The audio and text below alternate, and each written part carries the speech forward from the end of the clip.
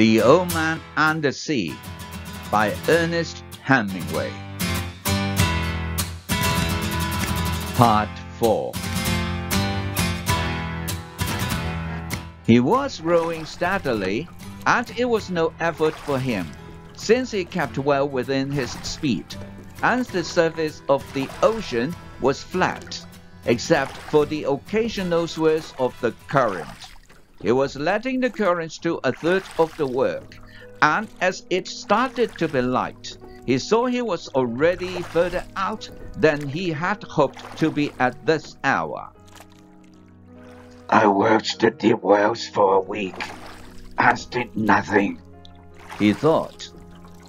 Today, I'll work out where the schools of Benito and Abaco are, and maybe there will be a big one with them. Before it was really light, he had his baits out and was drifting with the current. One bait was down 40 fathoms, the second was at 75, and the third and fourth were down in the blue water at 100 and 125 fathoms. Each bait hung head down, with the shank of the hook inside the bait fish, tight and sewed solid, and all the projecting part of the hook. The curve and the point was covered with fresh sardines. Each sardine was hooked through both eyes, so that they made a half garland on the projecting steel. There was no part of the hook that a great fish could feel which was not sweet-smelling and good-tasting. The boy had given him 2 fresh small tunas, or albacores, which hung on the 2 deepest lines like plummets, and on the others he had a big blue runner and a yellow jack that had been used before, but they were in good condition still, and had the excellent sardines to give them scent and attractiveness. Each line, as thick around as a big pencil, was looped into a green-sapped stick, so that any pull or touch on the bait would make the stick dip, and each line had 2 40 fathoms coils, which could be made fast to the other spare coils, so that, if it were necessary, a fish could take out over 300 fathoms of line. Now, the old man watched the dip of the 3 sticks over the side of the skiff, and rowed gently to keep the lines straight up and down, and at their proper depths. It was quite light, and any moment now the sun would rise. The sun rose thinly from the sea, and the old man could see the other boats, low on the water and well in towards the shore, spread out across the current. Then the sun was brighter, and the glare came on the water, and then, as it rose clear, the flat sea sent it back to his eyes so that it hurt sharply, and he rowed without looking into it. He looked down into the water and watched the lines that went straight down into the dark of the water. He kept them straighter than anyone did, so that at each level in the darkness of the stream there would be a bait waiting exactly where he wished it to be for any fish that swam there. Others let them drift with the current, and sometimes they were at 60 fathoms when the fisherman thought they were at 100. But, he thought, I keep them with precision, only I have no luck anymore. But who knows? Maybe today, every day is a new day. It is better to be lucky, but I would rather be exact. Then when luck comes, you are ready. The sun was 2 hours higher now, and it did not hurt his eyes so much to look into the east. There were only 3 boats in sight now, and they showed very low and far inshore. All my life, the early sun has hurt my eyes, he thought. Yet they are still good. In the evening, I can look straight into it without getting the blackness. It has more force in the evening too, but in the morning it is painful.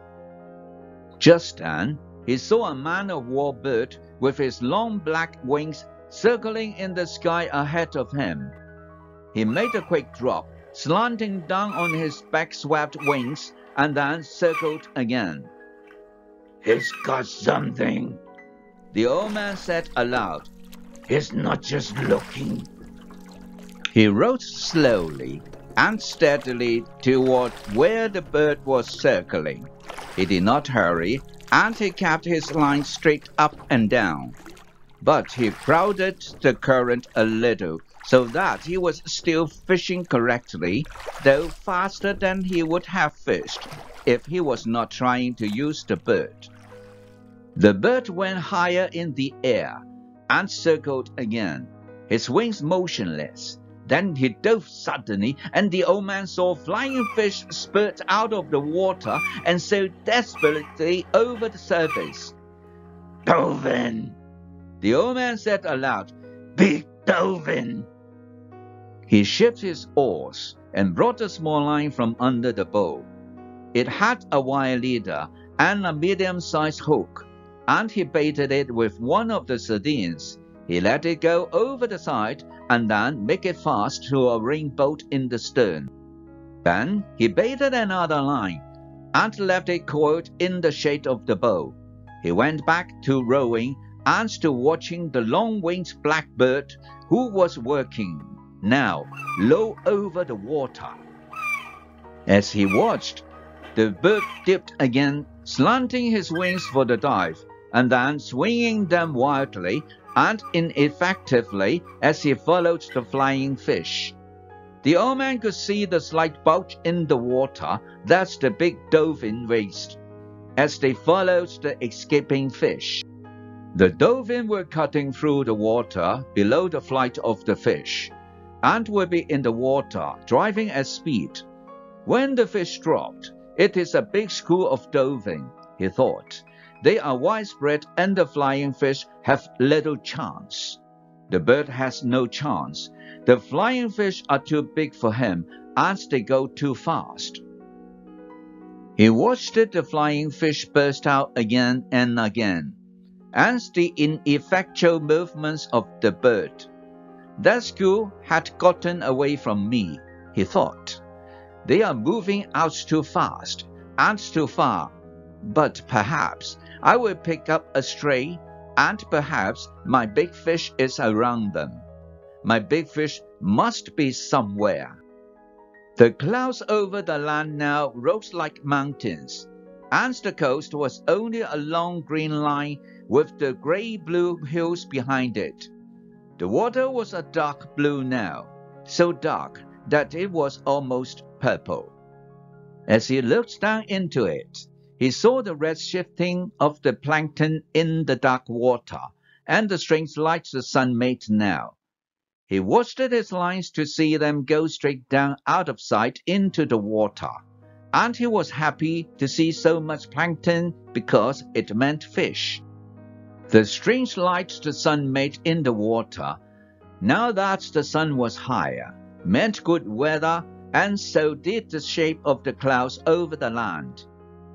But the bird was almost out of sight now, and nothing showed on the surface of the water but some patches of yellow sun-bleached sargasso weed, and the purple, formalized, iridescent, gelatinous splatter of a Portuguese man-of-war floating close beside the boat. It turned on its side, and then righted itself. It floated cheerfully as a bubble, with its long deadly purple filaments trailing a yard behind it in the water.